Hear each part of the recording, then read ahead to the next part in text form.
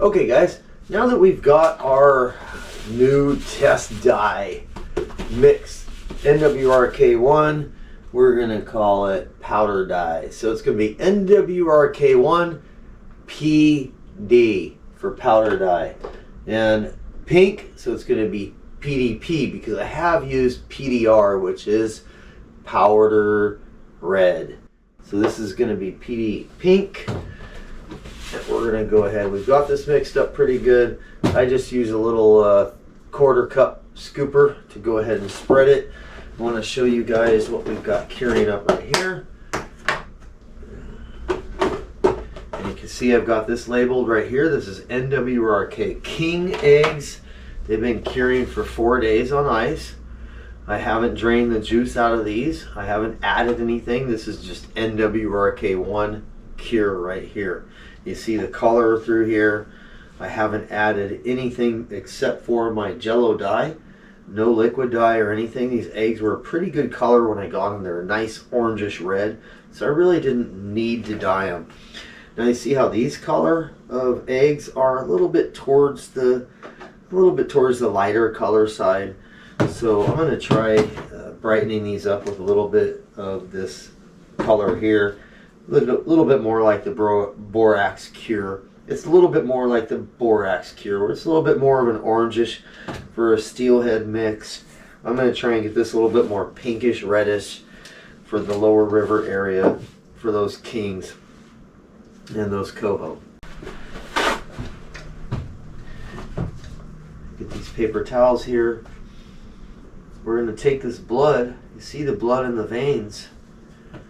You can get this blood and push it right out to the end.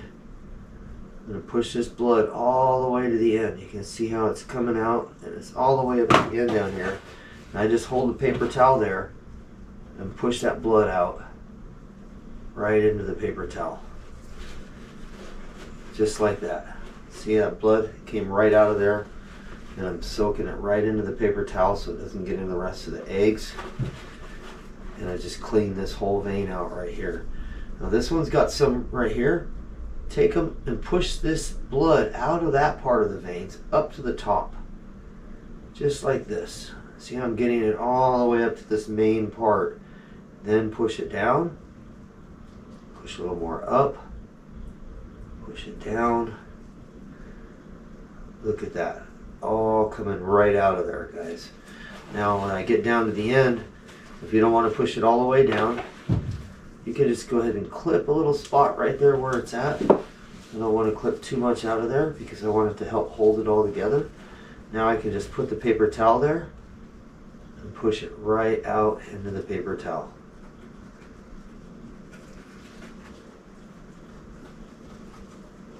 Just like that. You even use the paper towel to push it and it will squeeze right into the paper towel as it comes out. So you can see I got quite a bit of blood out of this egg here. I'm going to take it and fillet it open. Just go right down the middle. You see how it's got the skein on the back side? And there is a spot where it stops right at the top here, which is now the bottom. You're going to hold it in your hand like this, and right down on the end, just take it and clip it like that. Clip it open. And you're going to take the scissors and don't cut through that bottom part of the skein on the back side. You're just going to get down underneath and just fillet it open just like this. See how I'm just going halfway down. So I'm not going all the way down to that skin, just halfway down, right down the middle. And if it doesn't look like it opened all the way, just come back and just do a couple more little clips. Opens up nice and flat just like this. And you're going to make this part tacky. That's what's going to hold it on the hook. I'm going to show you how to do that. And we're going to get it nice and tacky like the back side of this. And so I'm going to get that as much blood out of those eggs as I can. Again, come down here and start at the bottom. Just go down and fillet this. Just feeling that on my knuckles, and I'm making sure I don't go down far enough to cut the skin. Go back through and cut a couple spots maybe towards the outside until you get that to lay flat what you're looking for is this nice flat spot. So if it's a big row of kings like that, you might have to cut into a couple different spots on the sides to get it to lay flat like this. So there you go. You've got these skeins are laying nice and flat here.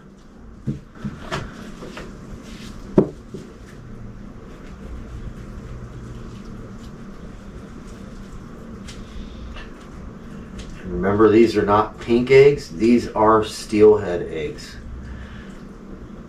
See how I'm going through the side here, down the side to get this whole back skein part to lay open. So if it's still kind of lumpy like that right there, I'll go ahead and take and I'll fillet this out just a little bit more right there. See how that laid out? Now it's all laid out back here nice and flat. So these are steelhead eggs that I just got yesterday. And we're going to go ahead and go to the end here. Start the snip.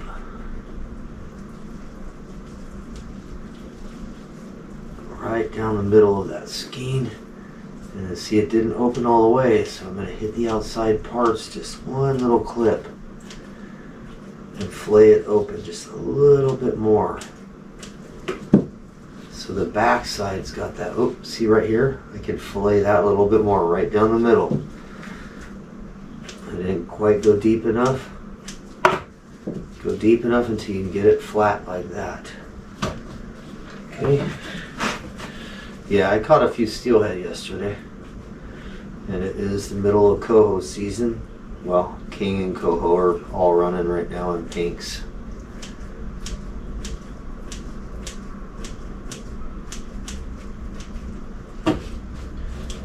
That one looks like some blood is down in there, so I'm going to tap that with the paper towel, even though I pushed some out of there.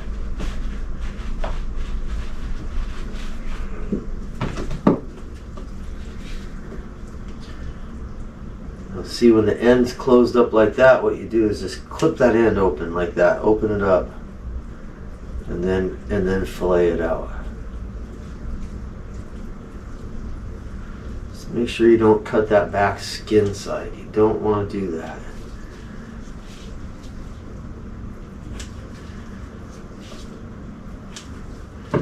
Show you again, that back skin side's got to be like that, and some more of that blood pushed out of here.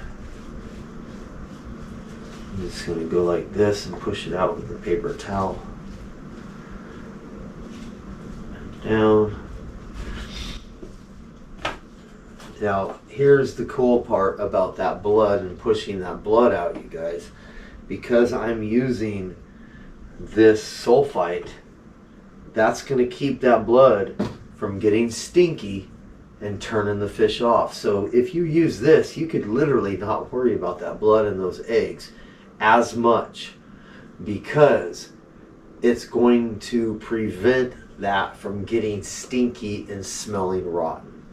So even when I'm not going to store it for a long time, I like to use this because you can never get all that blood out of those eggs. Sometimes you can only get some of it. You're never going to get all of it, which is going to leave you with a stink egg if you don't use some of this ProCure sulfite product. So just, you don't have to get this one, just get this sulfite and make sure you use it, because if there's any trace of blood in there and you don't have it and your eggs sit in the fridge for a week, guess what? You got stink egg. And you don't want stink egg, trust me, it stinks. Now, we've got this all filleted out. Let's get these eggs all plumped up and looking like this, and we're going to try this new stuff right here. I don't have it in a little bottle. We're going to go ahead and use it out of the big container and just use a little scooper like this. Just a quarter cup will do. Let's go ahead and open this up. You know, it's all mixed up. Look at that, you guys. That looks good. It's going to be a nice color. Usually I go with the darker red. I'm going with a little bit of a pinker color, because the water I'm in is really clear. If the water is a little bit dirtier, I go with the darker red to try and brighten up the eggs. So it really depends on the color of water I think I'm fishing, but I know this water is going to be really clear. We're going to the Chehalis and Satsup is where I'm going to be testing these. And all I'm doing, see, is I'm just covering them like you're covering a piece of fish or something that you're going to fry. If you're going to cover a piece of chicken and you're going to deep fry it or something, you want to put that batter on there. Not too much, just a little bit. More like a seasoning for something you're going to brine. Just like that. Maybe a little bit more. I missed right here on the corner. So there you go. See that? It's all just going to juice out now. You're just going to take and let this juice out. And I will put this in the refrigerator after I label it. Or in my case, I have so many containers that I have to tend to that I use a big ice chest. And I just take these and stack them in an ice chest with bottles of ice. Don't use bags of ice, that's expensive. Just use water bottles and refreeze them. But I had one sitting here. Use water bottles and refreeze them so that you're not spending lots of money on ice curing your eggs. And you can just use any ice chest and just stick it in there and just let it sit and just keep the ice rotated for a couple of days and you guys are good to go. So we're going to let these sit for a while. Now what I'm going to do is air dry this. That's a different video for you guys to check out. This was about showing you how to mix this cure up and getting it all into one mix by adding this stuff to it. Now again, if you wanted to add half a cup or not half a cup, but probably a tablespoon or two of this right into here, you're good to go. You can do that. It will juice out and suck the krill back in. A lot of people tell you to go ahead and pour the juices out of there and then add this in there and it'll suck it in. I found that if you just put this into your mix, it's going to do that all at once. But if you want more of this krill to go back into that egg, don't put this in until after it juices out with this. Drain the eggs after about a day or so, and then add some of this to your eggs, and more of this will suck into those eggs. You got me? You follow? Catch more fish. Ice bottles, just like this, ice bottles.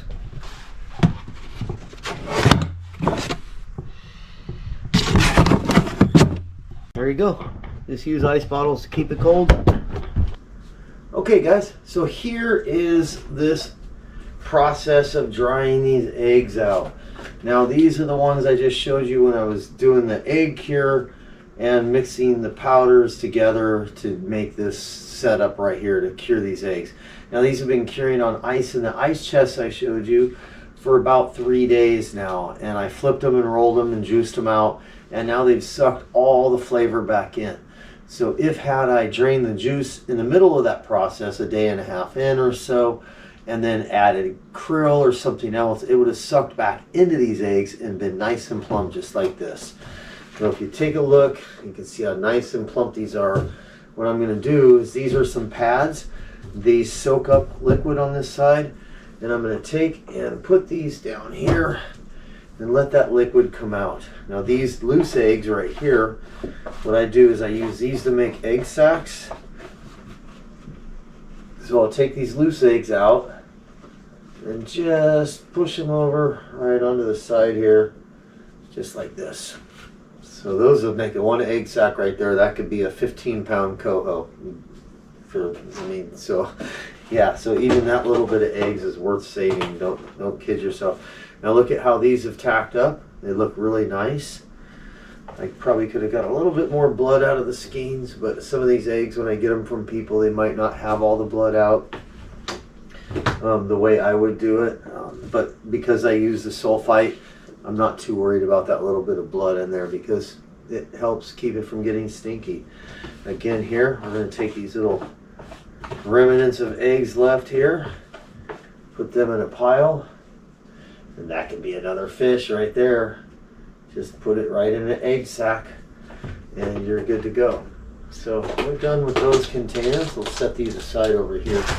Now what I'm going to do with this part's kind of important, is I'm going to take and get some paper towels and I'm going to dab these just lightly. Don't pop those eggs. Just lightly put pressure on there and get those to soak some of that moisture out of them.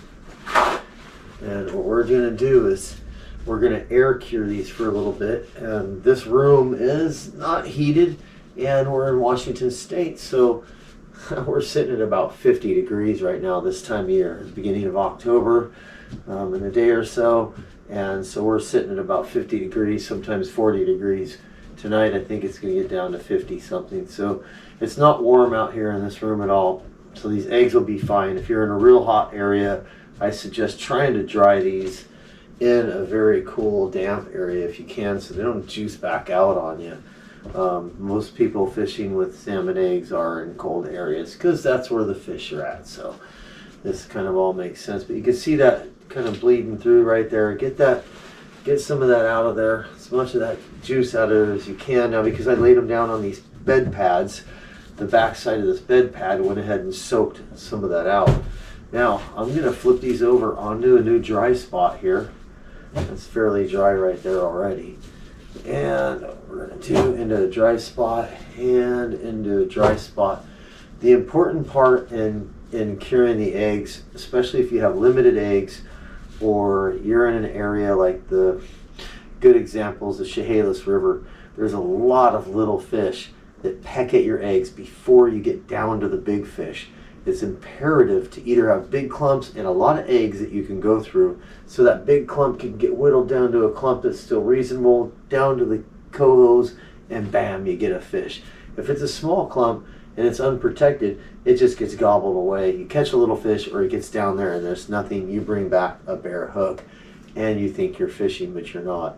So it's important to get these tacked up and really tacky, or put them in egg sacks. These right now I'm going to tack them out because I have a lot of eggs. I like to go with raw eggs if I can, if I've got a lot, versus the egg sack. I feel like it makes them hang on to it quite a bit longer if they don't have that material on there. Although the argument there is that egg sac gets caught in their teeth, you guys. So it's really a good way to go if you have time to make your egg sacks. Make your egg sacks.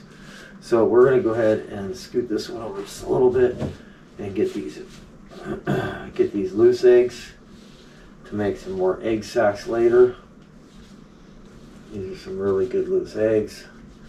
Okay, I'm going to go ahead and pat the back of them now, even though they got a little bit dry from flipping on the other side. Just get as much moisture off there as you can. And what I'm going to be doing is I'm going to tie some leaders up for Pablo and a few other people that want some leader help. They don't have time to tie leaders. They're out doing good deeds.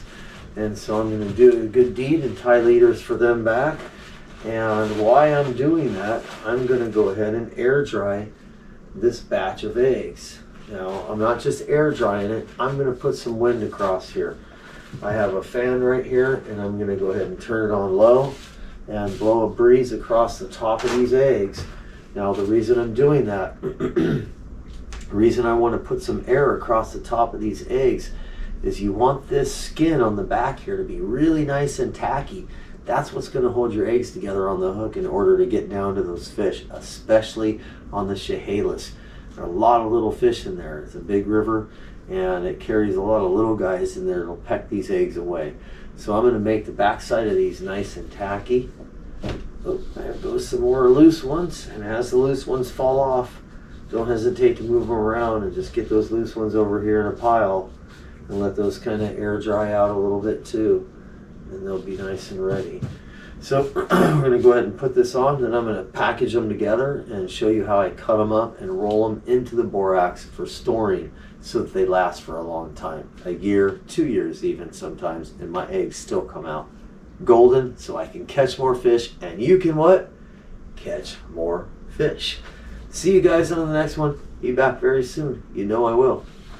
Okay, now these eggs have been doing this with the fan on them for over an hour, about an hour and a half. I'm going to go ahead and flip them for about another hour, and then I'm going to go ahead and borax them and package them up. I'm getting some of that moisture out just to get them nice and tacky. You can see how nice and tacky the back side is now.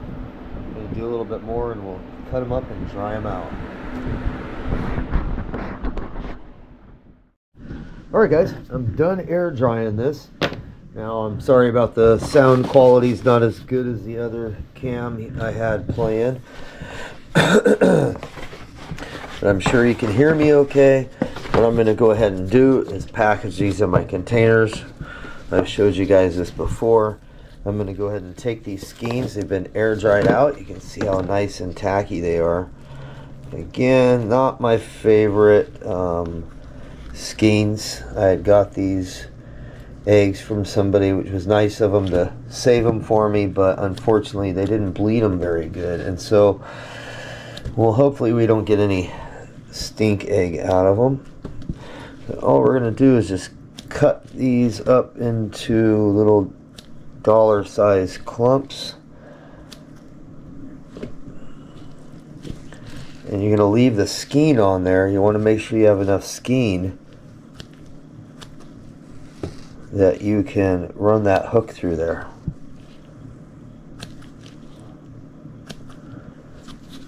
And what I do, if there's not a lot of skein, then I just go ahead and use egg sacks on them. And I do most of the egg sacks anyways. Go ahead and put it in here and mix it up and get each piece covered really well. And then take some of that borax with the eggs, just like this, and drop it in your container. And each hand clump you put in there, that much, is going to keep those eggs dried out. If you do this without drying it like this, and that borax turns pink, dump it all out, get it out of the pink borax, and put it in borax until the borax stays white. What it's doing is it's taking all the liquid out of the eggs and it's soaking into the borax, and it should be the other way around. You want this borax to keep your eggs tacky and keep them from juicing out. And if you don't have the eggs in this borax, they will turn to mush in the refrigerator on you. So just go ahead and mix them up really good. Cover it up like that. Shake some of that borax out. And just like this. And you're going to be golden. And I like to have my eggs like this, so when I thaw them out of the freezer, it's a lot easier when you take them and thaw them out. You can grab a clump out that's partially frozen. If you freeze them as an entire skein like this, it takes a long time for them to thaw out, and I don't like to wait. I want to be able to fish with them right away. And if they're in the smaller clumps all prepared, I just cut them crossways and make sure you've got enough skin right here to run your hook through twice.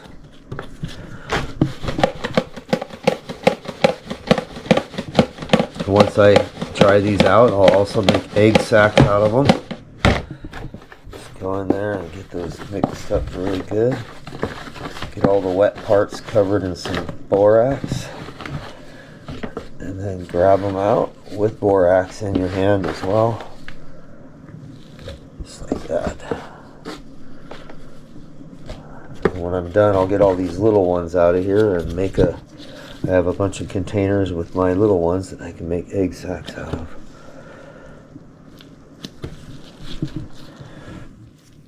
Cut this in half so it's easier to manage.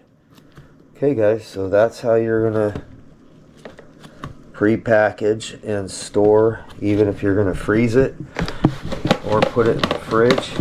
Because we use that nitrate, this will stay good in the fridge for a month like this. So I don't have to worry about thawing it out.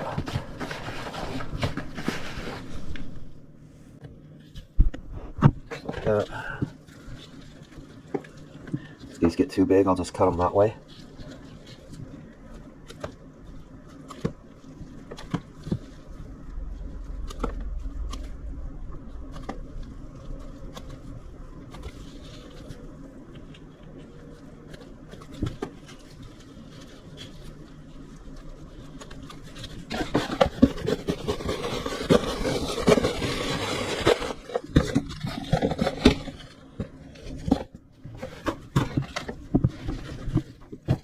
Go ahead and take another skein and just cut it lengthwise like this.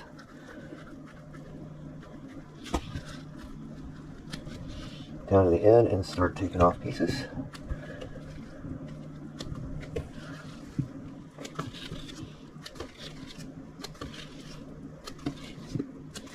And in case you're wondering, I will label these NWRK, bloody.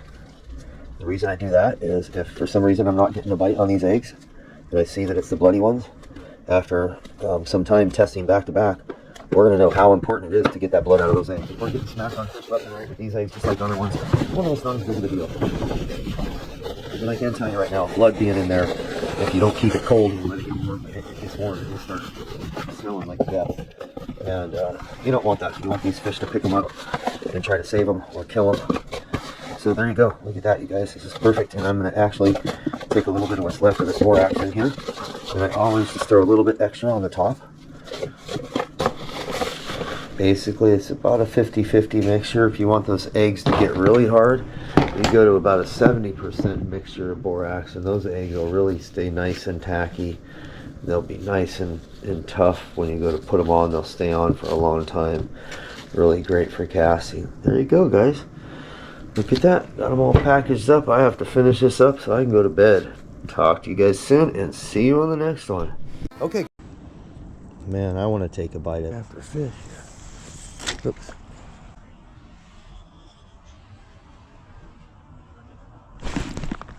Wow, second to hit the water, Pablo. Did you see that? Second to hit the water. Oh, we got doubles, dude. We got doubles. Nice. That was awesome. We're crisscrossing. That's pretty cool, Pablo. Now, ooh, what a beautiful morning today is, huh? Not until it's almost there. Atta boy. Nice job, Pablo.